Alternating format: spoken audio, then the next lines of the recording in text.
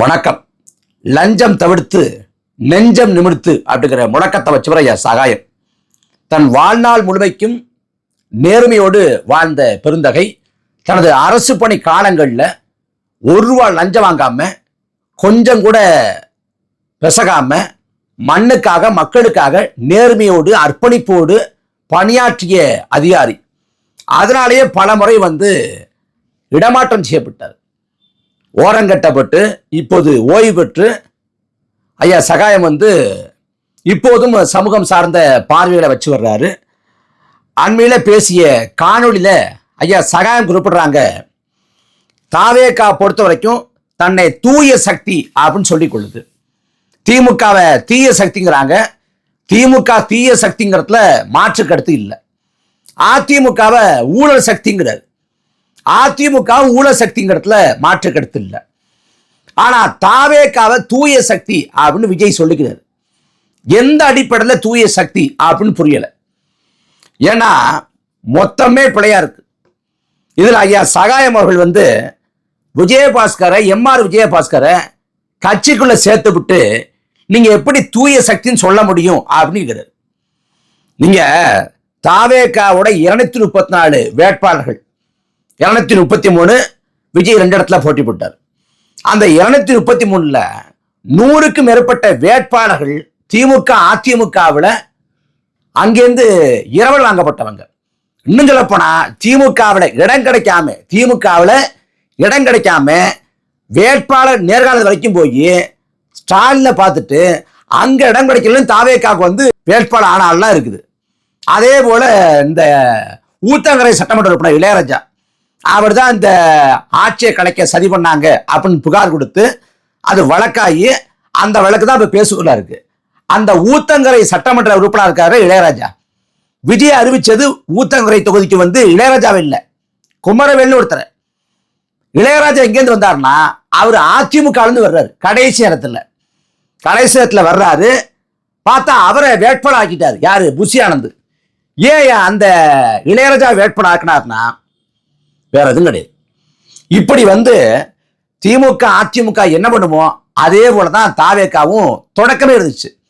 இதுல திமுக அதிமுக தொடங்குறப்ப கொள்கை கோட்பாடுலாம் பேசி வந்தாங்க. அதுவும் திமுகவோட தொடக்க காலத்துல பார்ப்பனிய எதிர்ப்பு, வடவர் ஆதிக்க எதிர்ப்பு, சமத்துவம், சமூக விடுதலை, பெண்ணியம் அப்படிலாம் பேசினாங்க. காலப்போக்கில் கெட்டு சீரழிஞ்சு போனாங்க.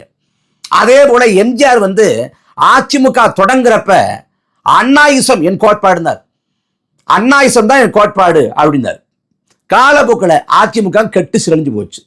திமுக அதிமுக வர்றப்ப கொள்கையை பேசினாங்க, அதுக்கு பிறகு கெட்டு போனாங்க. தாவேகா கெட்டு போயே வருது. திமுக அதிமுக 30 வருஷம் கழிச்சு என்ன பண்ணானோ அதை முதல் வருஷமே தாவேகா பண்ண ஆரம்பிச்சிச்சு. அப்ப இதுல வேட்பாளர்களை பார்த்தா பல பேர் திமுக அதிமுக வேட்பாளர்கிட்ட காசை வாங்கிட்டு உட்காந்துட்டான். தாவேகாவை சேர்ந்த வேட்பாளர் திமுக அதிமுக வேட்பாளர்கிட்ட காசை வாங்கிட்டு உட்காந்துட்டான் வேலை செய்யாம. மக்கள் அவனுக்கு ஓட்டு போட்டு எம்எல்ஏ ஆகிட்டான். இதெல்லாம் நடந்த கூத்து, உண்மை. அதே போல பல இடங்கள்ல தாவேகாவின் வேட்பாளர்களும் வாக்கு காசு கொடுத்துருக்காங்க. 233 இடங்களையும் கொடுக்கப்பட்டுச்சு நான் சொல்லலை. சில இடங்கள்ல தாவேகா வேட்பாளர்களும் காசு கொடுத்துருக்காங்க. இப்படி திமுக அதிமுக என்ன பண்ணுமோ அதையத்தான் தாவேகா பண்ணிக்கிட்டு இருக்கு. இது எந்த விதத்துல மாற்றம், எந்த விதத்துல மாற்று அப்படின்னு புரியல. இதுல விஜய் சட்டமன்றத்துல அப்படியே ஆவேசமா பேசினாரு. நாங்கள் மக்கள் வரி பணத்தை தொடமாட்டோம், யாரையும் தொடவும் விடமாட்டோம், தொட்டாங்கல்ல அவங்களையும் விடமாட்டோம் அப்படின்னு வீராவசமா பேச தாவேகாவோட விர்ச்சுவல் வாரிசுலாம் அப்படியே வெட்டி போட்டு ரீல்ஸ் போட்டு சட்டமன்றத்தை தெறிக்க விட்டாரு. எந்த முதலமைச்சர் அப்படி சொல்லுவாரு? பாத்தியா, தொட மாட்டேங்கிறாரு, தொட விட மாட்டேங்கிறாரு, தொட்டவங்களை சேர்த்துக்க மாட்டேங்கிறாரு அப்படின்னு கொண்டாடினாங்க. அப்புறம் நேற்றைக்கு முதல் நாள் அமைச்சரவை கூட்டத்தில் எந்த அமைச்சராவது ஊழல் பண்ணீங்க நான் அமைச்சரை விட்டு தூக்கிடுவேன் அப்படின்னு விஜய் சொல்லிட்டாரு. அப்படின்னு அதையும் வெட்டி பரப்பி அந்த செய்திகளை பூரா துண்டு துண்டா வெட்டி பரப்பி ரீல்ஸ் போட்டு அப்படியே புலங்காய் அடைஞ்சாங்க. எந்த முதலமைச்சர் சொல்லுவாருன்னு எல்லா முதலமைச்சரும் இப்படிதான் சொல்லுவார். எடப்பாடி பழனிசாமியோ, ஸ்டாலினோ, கருணாநிதியோ, ஜெயலலிதாவோ, ஓபிஎஸோ யாராவது ஒருவர் நாங்க வந்தது கொள்ளையடிக்க தான், நாங்க நாலுல இருந்து கொள்ளடிக்க ஆரம்பிக்க போறோம், நாலுல இருந்து கமிஷன் வாங்க போறோம், நாலுல இருந்து கரப்ஷன் பண்ண போறோம், சுரண்டல் பண்ண போறோம், மக்கள் பணத்தை ஆட்டையப்பட போறோம், ஊரடிச்சு உடையப்பட போறோம் அப்படின்னு சொல்லுவாங்களா? எல்லாரும் பேசுறப்ப தான் பேசுவாங்க. திமுகவில் அதிமுகவில் எல்லாரும் நாங்க ஊழலுக்கு நாங்க நெருப்பாக இருப்போம், ஊழலை ஏத்துக்க மாட்டோம் அப்படின்னு பேசுவாங்க. ஆனா பண்றது பூரா யோக்கித்தனம். அதே போல தாவேக்காவும் பேசுது. என்னன்னா கருணாநிதியோ ஜெயலலிதாவோ எடப்பாடியோ ஸ்டாலினோ இவங்க யாருக்கும் இல்லாத ஒரு சிறப்புரிமை இருக்கு விஜய்க்கு. அது ஆங்கிலத்துல பிரிவிலேஜ்பாங்க. அது என்னன்னா விஜய் என்ன சொன்னாலும் ஒரு 50 லட்சம் பேராவது கண்மூடித்தனமா நம்புவான். சூரியன் கிழக்கல்லங்க மேற்கு ஒதுக்குங்க, யாருங்க சொன்னா அப்படின்னு விஜய் நாளைக்கு பேசினா கூட தளபதி உண்மையாத்தான் சொல்லுவாரு, சூரியன் வந்து மேற்க தான் உதிக்கும் அப்படின்னு. அதை நம்புறதுக்கு ஒரு 50 லட்சம் பேராவது இருக்கேன். அப்ப எதை சொன்னாலும் நம்புறேன். அதாவது சோசியல் மீடியா இருக்குல்ல, சமூக வலைதளங்கள், அதுல வந்து 10,000 பின்தொடர்பாளர்கள், 1 லட்சம் பின்தொடர்பாளர்கள், ஏன் 10 லட்சம் பின்தொடர்பாளர்கள் இருப்பாங்க. அவங்க எல்லாம் சோசியல் மீடியா இன்ஃபுளுசர் அப்படின்னு அழைக்கப்படுறாங்க. அதே போல 1 கோடி பேரை இன்ஃபுளுன்ஸ் பண்ணக்கூடிய ஒரு இன்ஃபுளுசர் தான் விஜய். ஏன்னா அவருக்கு ஸ்கிரிப்டை கொடுத்துட்டோம்னா அவருக்கு ஏற்ற மாதிரி மாடுலேஷனை மாற்றி ஏற்ற இறக்கமா பேசி மக்களை நம்ப வச்சிருவார். மற்றபடி அவர் செய்யறதெல்லாம் பச்சை அயோக்கித்தனம். விஜயபாஸ்கரை எம்ஆர் விஜயபாஸ்கரை சேர்த்து விட்டு நீ எப்படி ஊழலை ஒழிப்ப அப்படின்னா என் சகாயம் கேட்குறாங்க.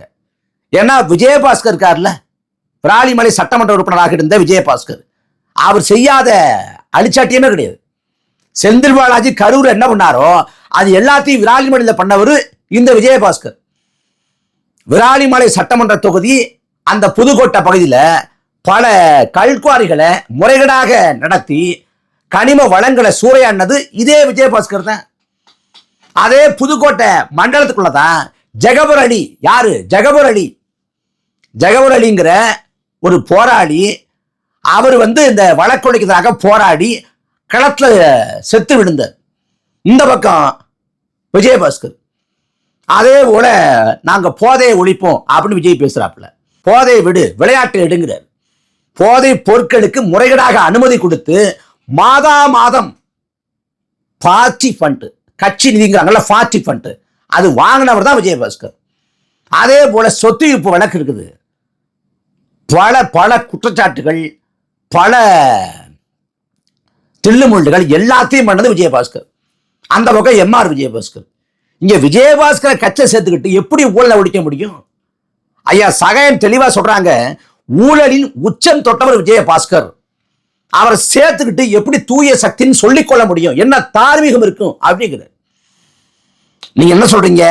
திமுக அதிமுக ஆட்சி காலங்களை ஊழல் ஆட்சி காலம்ங்கிறீங்க.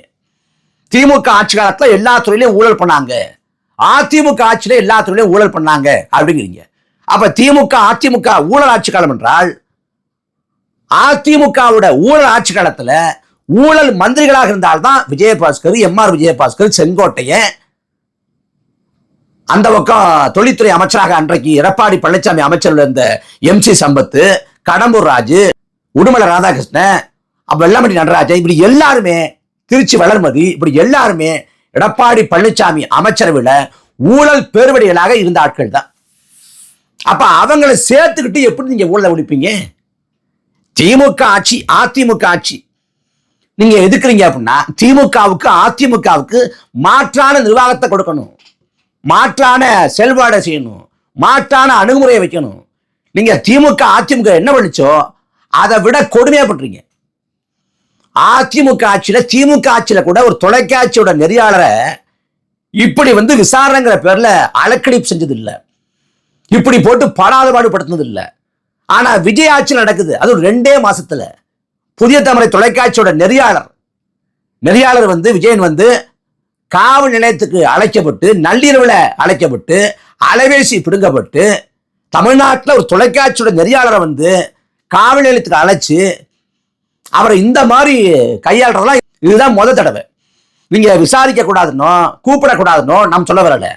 ஆனா நடத்துற முறை இருக்குல்ல, குற்றம் சாட்டப்பட்டவர், அவரு குற்றம் சாட்டப்பட்டவர் கூட கிடையாது, அவர் ஒரு சாட்சி எப்படி நடத்தணும்? அவ்வளவு மோசமா எடுத்திருக்காங்க. என்ஐஏ விசாரணைக்கு போனோம், நாங்க என்ஐஏ விசாரணைக்கு போனோம், நான் போனேன், அண்ணன் சாட்டை துறைமுகன் போனாங்க. அப்புறம் வந்து அண்ணன் இசை மதிவாணன், தம்பி தென்னகிருஷ்ணன் எல்லாரும் போனோம். இதுல என்னைய வந்து அந்த விசாரணை அடக்குமுறை, ஆனா அதிகாரிகள் விசாரணை பண்ணாங்கல்ல, ரொம்ப கண்ணியத்தோட, மதிப்போட, மாண்போட, மரியாதையோட நடத்துறாங்க. ஒரு இடத்துல கூட கண்ணிய குறைவா இடத்துல ஒருத்தர் கூட வா போ அப்படின்னு யாரையும் பேசல. அவ்வளவு நல்லா நடத்துறாங்க. அந்த எண்ணெய விசாரணை விட மோசமா இருந்துச்சு இந்த திருவல்லிக்கணி காவல் நிலையத்தில். அலைபேசியை பிடிங்கிக்கிட்டு ராத்திரி 2 மணிக்கு வாங்கிறது என்ன மாதிரி செயல்பாடு? இங்க வந்து சபரிவர்மன் ஒருத்தர், அவர் காவல்துறையால அடித்து கொலை செய்யப்பட்டிருக்காரு. எங்க சிறைக்குள்ள சிறை காவலரால் அடித்து கொலை செய்யப்பட்டிருக்காரு. அதில் தொடர்புடைய ஒரு 3 பேரை கைவிட்டிருக்கீங்க. அப்புறம் சிறைவாசிகள் ஒரு 6 பேரை கைவிட்டிருக்கீங்க. அதுக்கு மேல யாரு பின்புலத்தில் இருக்கா அப்படின்னு இது வரைக்கும் தெரியல. அதை விசாரிக்கவும் இல்லை. இதோட வழக்கம் முடிக்குது. இந்த 8 பேர் 10 பேர் தான், அதை தாண்டிலன்ட்டு அந்த குடும்பத்தார் என்ன இருக்கிறாங்க, முதலமைச்சர் ஏன் ஒரு இரங்கல் சொல்ல மாட்டேங்கிறாரு, ஒரு ஆறுதல் வார்த்தை சொன்னா என்ன அப்படின்னு கேட்கிறாங்க. முதலமைச்சர் வந்து 10 நாளாகியும் இது வரைக்கும் வாய் திறக்கல. அந்த குடும்பத்தாருக்கு என்னுடைய ஆறுதல், என்னுடைய இரங்கல், இது போன்ற குற்றங்கள் நடக்காம நான் தடுப்பேன், இனிமே அப்படி நடக்காம பார்த்துக்குவேன், இதுக்காக பொறுப்பேற்கிறேன், தார்மீக பொறுப்பேற்கிறேன், இனிமே வந்து காவல்துறை வந்து இந்த மாதிரி நடக்கக்கூடாது, சிறைத்துறை காவலரோ சட்ட ஒழுங்கு காவலரோ யாரும் இவ்வாறு நடக்கக்கூடாது அப்படிங்கிற ஒரு உத்தரவு, ஒரு வார்த்தை, ஒரு வாய் வார்த்தை. அந்த குடும்பத்தாட்ட ஒரு அலைபேசியில் ஒரு பேச்சு, சாரி வேண்டாம் நீதி வேணும்னாரு விஜய். நீங்க சாரியும் கிடைக்கல, நீதியும் கிடைக்கல. ஆனா இவங்க தூய சக்தியா என்ன சொல்லி துளைக்கிறது? விஜய் ஒரு திரை பிம்பமாக இருப்பதால அவர் என்ன சொன்னால் நம்புறதுக்கு ஒரு பெரிய கூட்டம் இருக்கு. அதை தனக்கான ஆதாயமாக பயன்படுத்தி கொண்டு இல்லாத ஆட்டம் போடுறாங்க. இல்லாத ஆட்டம். 91 96 ஜெயலலிதாவோட ஆட்சி காலம் எப்படி இருக்கும் அப்படின்னு இணையத்தில் தேடி பாருங்க, இல்ல கேட்டு பாருங்க. 91 96 ஆட்சி காலம் தான் மிக மோசமான ஆட்சி காலம் அதிமுகவோட ஆட்சி காலத்துல. குறிப்பா காட்டாட்சி தர்பாரும்பாங்க. அந்த 91 96 எல்லா அடாவடித்தனங்களும் செய்யப்பட்டது அந்த காலம் தான். 91 226 இடங்கள்ல ஜெயலலிதா அம்மையார் வந்து வெற்றி பெறாங்க. 224 ராஜீவ்காந்தி இறந்து போடுறாரு. அந்த அனுதாபலையில 224 இடங்கள்ல ஆனா ஜெயலலிதா அம்மையார் வெற்றி பெறாங்க. திமுகவில் ஒரே ஒருத்தர் தான் வெற்றி பெறாரு, ஐயா கருணாநிதி மட்டும்தான். பிறகு அவரே ராஜினாமா பண்ணிடுறாரு. ஒருத்தரா போய் சட்டமன்றத்துக்கு என்ன பண்றது ராஜினாமா பண்ணிடுறாரு. அப்படி அசுரப்படத்தோடு 224 எண்ணிக்கையில அதிகாரத்தில் உட்கார்ந்த அதிமுக 96 பர்கூர் தொகுதியில ஜெயலலிதா அம்மையாரே தோத்து போனார் திமுகவை சேர்ந்த சுகவனத்துக்கிட்ட. அப்ப 91 224 அப்படிங்கிற உச்ச எண்ணிக்கையில் இருந்தவங்க 96 படுதோல்வி. காரணம் போட்ட ஆட்டம் அப்படி. ஏன்னா இங்க பெரிய பெரிய சாம்ராஜ்யங்கள், பெரிய பெரிய பேரரசுகள் வீழ்த்தப்பட்டிருக்கு. பெரிய சர்வாதிகாரிகள் என்று சொல்லப்பட்டவங்க வீழ்ந்து போயிருக்காங்க, மண்ணை கவியிருக்காங்க. அசைக்கவே முடியாதுன்னு சொல்லப்பட்ட ஆட்சிகள்லாம் ஆட்டங்கன் இருக்கு. அப்படி இருக்கப்ப தாவேக ஆட்சி மட்டும் விதிவிலக்கு இல்லை. இதை விட கடுமையா ஆட்டம் போட்டவங்களை எல்லாம் தமிழ்நாடும் கண்டிருக்கு, வரலாறும் கண்டிருக்கு. வெறும் 60 நாட்களை இந்த ஆட்டம், இந்த மமதை, இந்த அதிகார திமிர், இந்த அடாவடித்தனம், இந்த அடக்குமுறை, இந்த ஒடுக்குமுறை, இது எல்லாம் வந்து காலத்துக்கு இருக்கப்படுறதில்லை. இந்த ஆட்சி காலமும் இன்னும் 4 ஆண்டு 10 மாதம் தான். நீங்க எவ்வளவுக்கு எவ்வளவு செய்யறீங்களோ அவ்வளவுக்கும் சேர்த்து மக்கள் வச்சு செய்வாங்க.